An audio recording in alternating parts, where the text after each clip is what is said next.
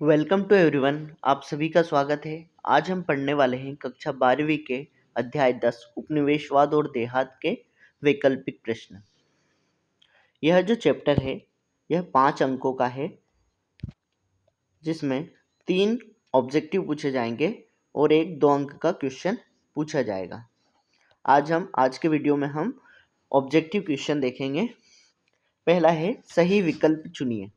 सही विकल्प में पहला है कंपनी द्वारा बंदोबस्त की गई व्यवस्थाएं लागू करने का उद्देश्य था। तो उसका आंसर है राजस्व आय बढ़ाना, किसानों पर नियंत्रण रखना और जमींदारों पर नियंत्रण रखना। उपरोक्त सभी इसका आंसर है। दूसरा देखते हैं, राजमहल पहाड़ियों के लोगों की आजीविका निर्भर थी। किस पर निर्भर थी? तो जंगल पर। जंगल से वो खाने की वस्तुएं प्राप्त करते थे और कहीं कहीं झूम कृषि भी करते थे। तीसरा है सूर्यास्त नियम का संबंध निम्न में से किस भूमि या व्यवस्थाओं से था? तो इसका आंसर है इस्तमरारी व्यवस्था। इसमें सूर्यास्त का नियम 1793 में जोड़ दिया गया था। अगला है सूपा विद्रोह की शुरुआत कहां से हुई? इसका आंसर है पूना। सूपा विद्रोह की शुरुआत हुई पूना से। अगला है इस्तमरारी बंदोबस्त व्यवस्था की असफलता के कारण थे। पहला है ऊंची राजस्व दरें, दूसरा असमान राजस्व वितरण, तीसरा जमींदारों को सीमित अधिकार और चौथा है उपरोक्त सभी। तो इसका आंसर है उपरोक्त सभी। अगला क्वेश्चन देखते हैं, निम्न में से किसको अमला कहा जाता था? तो इसका आंसर है जमींदार का अधिकारी जो राजस्व वसूल करता था उसको अमला कहा जाता था। अगला है दामिने कोह का संबंध निम्न में से किससे था? तो इसका आंसर है अनुदान में दी गई भूमि। संथालों को अंग्रेजों द्वारा जो अनुदान में दी गई भूमि थी 1832 में, उसका नाम दामिने कोह रखा गया था। अगला है संथालों द्वारा दीकू शब्द का प्रयोग किसके लिए किया जाता था? इसका आंसर है साहूकारों के लिए। अगला है अंग्रेजों द्वारा संथालों को राजमहल के पहाड़ी क्षेत्रों में बसाने के क्या कारण थे? इसका आंसर है अ और ब दोनों। मीन्स ये लोग झूम कृषि का प्रयोग कर जंगलों को साफ करते थे। दूसरा, आरंभ में संथाल अंग्रेजों के प्रति वफादार थे। अंग्रेजों को आवश्यकता थी जंगलों को साफ करवाने की, जिसके लिए संथाल उपयुक्त थे। ठीक है। और दूसरा, वो वफादार भी थे अंग्रेजों के, इसलिए अंग्रेजों ने उन्हें पहाड़ी क्षेत्रों में बसाना शुरू किया। अगला है ब्रिटेन में कपास आपूर्ति संघ की स्थापना हुई। तो इसका आंसर है 1857। दूसरा क्वेश्चन देखते हैं, रिक्त स्थानों की पूर्ति कीजिए। इसमें है औपनिवेशिक शासन व्यवस्था में सर्वप्रथम प्रांत में स्थापित हुआ। तो इसका आंसर है बंगाल, क्योंकि सर्वप्रथम वहीं पर बंगाल के नवाब से उन्होंने युद्ध कर वहां पर कब्जा करना शुरू किया था। दूसरा देखते हैं, बटाईदार वो किसान होते थे जो की जमीन पर कृषि करते थे। किनकी पर करते थे? तो जोतदार की जमीन पर कृषि करते थे। जोतदार वो होते थे जिनके पास बड़ी भूमियां होती थी या अधिक भूमि होती थी। तीसरा है अमेरिकी गृह युद्ध ने भारत के व्यापार को अत्यधिक बढ़ावा दिया। तो आंसर है व्यापक किस व्यापार को?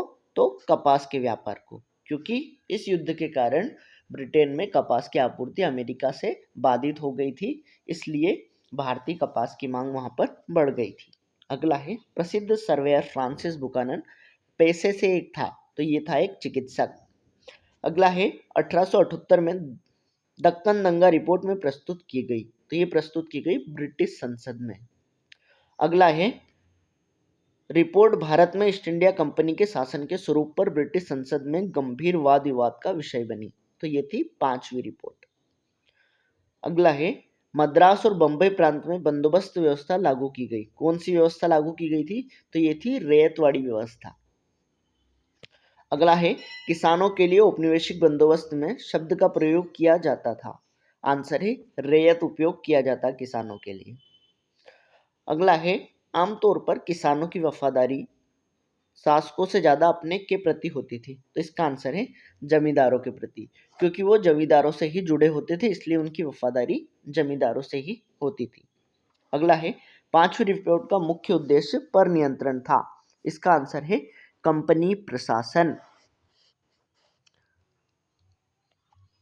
अगला है, सही जोड़ी बनाइए। इसमें पहला है रैयतवाड़ी व्यवस्था। तो रैयतवाड़ी व्यवस्था जो है वो लागू की गई थी 1820 में। कहाँ पर? बम्बई और मद्रास प्रेसिडेंसी में। दूसरा है संथाल विद्रोह। संथाल विद्रोह कब हुआ था? तो ये हुआ था विद्रोह 1855 और 56 में। तीसरा फ्रांसीसी बुकानन। फ्रांसीसी बुकानन कौन था? ब्रिटिश चिकित्सक और सर्वेयर था, अभी पढ़ा था हमने। अगला है डेविड रिकार्डो। डेविड रिकार्डो कौन था? एक अर्थशास्त्री था जिसने किरायादारी व्यवस्था पर अपना लेख लिखा था। अगला है दक्कन दंगा आयोग रिपोर्ट। दक्कन दंगा आयोग रिपोर्ट, तो इसका है इसमें 1878। दक्कन दंगा आयोग, इसका आ जाएगा 1878।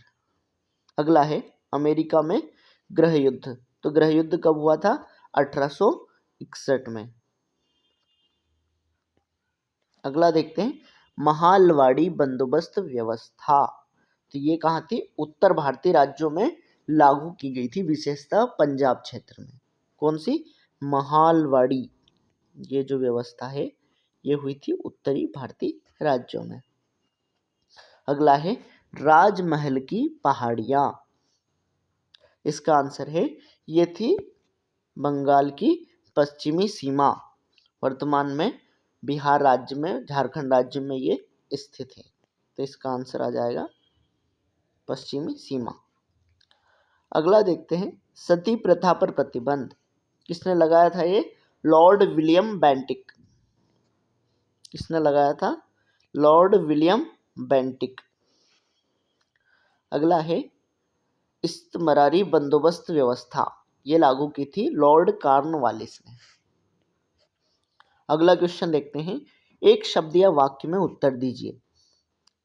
पहला है जोतदार की जमीन पर खेती करने वाले किसान क्या कहलाते थे? तो इसका आंसर है बटाईदार।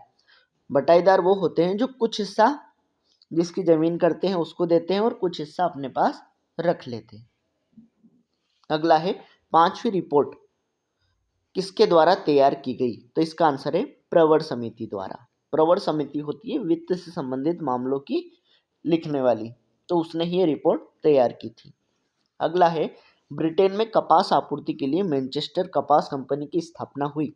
कब हुई थी? तो 1859 में।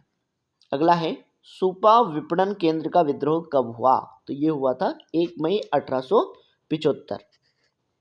अगला क्वेश्चन देखते हैं, पहाड़ी लोग किस प्रकार की खेती करते थे? तो वो करते थे झूम कृषि। अगला है पहाड़िया लोग किस भौगोलिक क्षेत्र में निवास करते थे? तो ये करते थे राजमहल की पहाड़ियों में। अगला है पांचवी रिपोर्ट ब्रिटिश पार्लियामेंट में कब प्रस्तुत की गई? तो ये प्रस्तुत की गई 1813 में। अगला है भारत में पहली कपड़ा मिल कहाँ स्थापित की गई है ना? ये कब किया गया, कहाँ है? तो ये हुई थी बंबई में। अगला है ब्रिटिश आर्थिक नीतियों के बुरे प्रभाव किस वर्ग पर सबसे ज्यादा पड़े? तो ये थे किसान, कारीगर और दस्तकार। अगला है भारत में प्रथम जूट मिल कब स्थापित की गई? तो ये थी 1855 में। जूट मिल कब स्थापित की गई? 1855 में। अगला क्वेश्चन देखते हैं हम, सत्य या असत्य बताइए। इसमें पहला है इस्तमरारी बंदोबस्त व्यवस्था सर्वप्रथम बंगाल में लागू किया गया। तो ये बिल्कुल सत्य है, सर्वप्रथम वहीं पर लागू की गई थी। दूसरा, ब्रिटेन के कपास क्षेत्रों में उत्पादन में गिरावट का कारण अमेरिकी गृह युद्ध था। ये भी सही है। तीसरा है परसिमन कानून अंग्रेजों द्वारा 1859 में लागू किया गया। ये भी सत्य है। अगला है मैनचेस्टर कॉटन कंपनी सन 1885 में ब्रिटेन में स्थापित की गई। ये है असत्य आपका, ये 57 में स्थापित की गई थी। अगला है राजमहल की पहाड़ियां वर्तमान झारखंड और बंगाल की सीमा पर स्थित हैं। तो ये है आपका सत्य। अगला है सूर्यास्त कानून का संबंध राजस्व व्यवस्था से था। तो ये भी सत्य है। इस्तमरारी बंदोबस्त व्यवस्था थी, उससे इसका संबंध था। अगला है ब्रिटिश औपनिवेशिक शासन सर्वप्रथम बंगाल में स्थापित हुआ। तो बिल्कुल स्थापित वहीं पर हुआ था। अगला है इस्तमरारी बंदोबस्त 1793 में लॉर्ड वेलेजली ने लागू किया। तो ये गलत है, लॉर्ड कॉर्नवालिस ने लागू किया था, ना कि वेलेजली ने। अगला है इस्तमरारी बंदोबस्त व्यवस्था में जमींदार जागीर का भूस्वामी न होकर राज्य का समाहर्ता था। तो ये है बिल्कुल सही, स्वामी न होकर वो सिर्फ भू राजस्व को इकट्ठा करने का कार्य करता था। अगला है रैयत शब्द का प्रयोग अंग्रेजों के विवरणों में किसानों के लिए किया जाता है। तो बिल्कुल सत्य है। मुगल काल और ब्रिटिश काल दोनों में ही किसानों को रैयत कहा जाता था। Thank you for watching. अगले वीडियो में हम इसके अति लघु उत्तरीय प्रश्न जो 2 अंक में पूछे जाते हैं उनका आंसर देखेंगे।